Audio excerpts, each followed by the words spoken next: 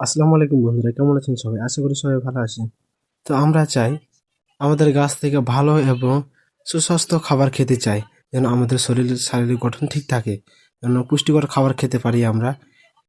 আজকে আমি আমাদের গাছ থেকে পিপিয়া পেড়ে দেখাবো আপনাদেরকে। সর্বপ্রথম আমি মইটা নিচ্ছি। মইটা নিয়ে গাছে উঠতে হবে, এই জন্য আমি মইটা নিচ্ছি। মইটা নিয়ে আমি এবার গাছে উঠবো। এই যে এখানের সব থেকে বড় পিপিয়াটা আমি আজকে পারবো। পিপিয়াটা পেয়ে গিয়েছে আজকে 2 দিন হলো। পারবো পারবো করি আর পারা হয় না। তো আজকে আমি পারবো। গাছে আমার উঠতে একটু কষ্ট হচ্ছিল, তারপরে আমি গাছে উঠলাম। উঠে পিপিয়াটা আমি পারতে আমার অনেক কষ্ট হয়, তারপরে আমি পিপিয়াটা পারি। পিপিয়াটাকে আপনাদেরকে দেখানোর চেষ্টা করি। হালকা লাল আবরণ ধরেছে, কারণ এখন যদি আমি না পারি তাহলে অনেকেই আছে যারা চুরি করে নেয়। এই জন্য আমি একটু কাঁচা থাকতে পিপিয়াটা পেরে নিচ্ছি।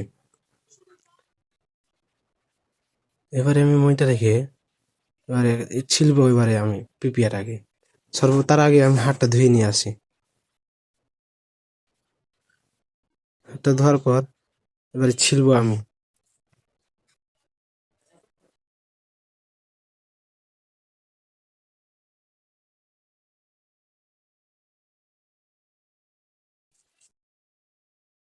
এবার আমি পিপিয়াটা কাটবো। পিপিয়াটা কাটলে দেখতে পাচ্ছেন যে পিপিয়া থেকে একটা সাদা সাদা দুধ বের হচ্ছে। এই দুধটা আমাদের খাওয়া যাবে না, নাহলে আমাদের পেটে লাগতে পারে অথবা অন্যান্য কোনো ধরনের সমস্যা হতে পারে। আমরা যারা বাজার থেকে পিপিয়া কিনে খাই, তারা এই ধরনের দুধ দেখতে পায় না, কারণ এই ধরনের দুধগুলো শুকিয়ে যায়।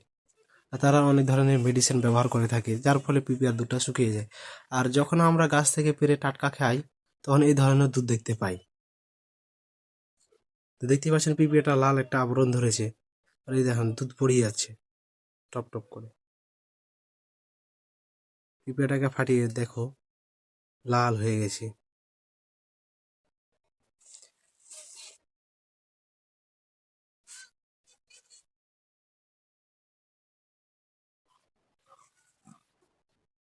গাছ থেকে কোনো একটা ফল যখন আমি নিজে পেড়ে খাই, তখন খাইতে খুব মজা লাগে।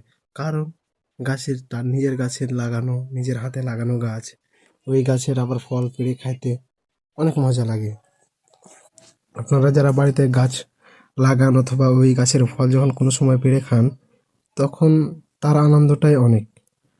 যে আমি একটা গাছ লাগিয়েছিলাম, ওই গাছ থেকে আজকে ফল সংগ্রহ করে আমি আজকে খাইতে পাচ্ছি। আমরা যারা বাজার থেকে ফল কিনে খাই, তারা চেষ্টা করব অবশ্যই বাড়ির আশেপাশে কোনো একটা জায়গায় ফলের গাছ রোপণ করব। পিঁপড়া খাইতে অনেক মজা লাগছিল, নিজের গাছের পিঁপড়া বলে কথা।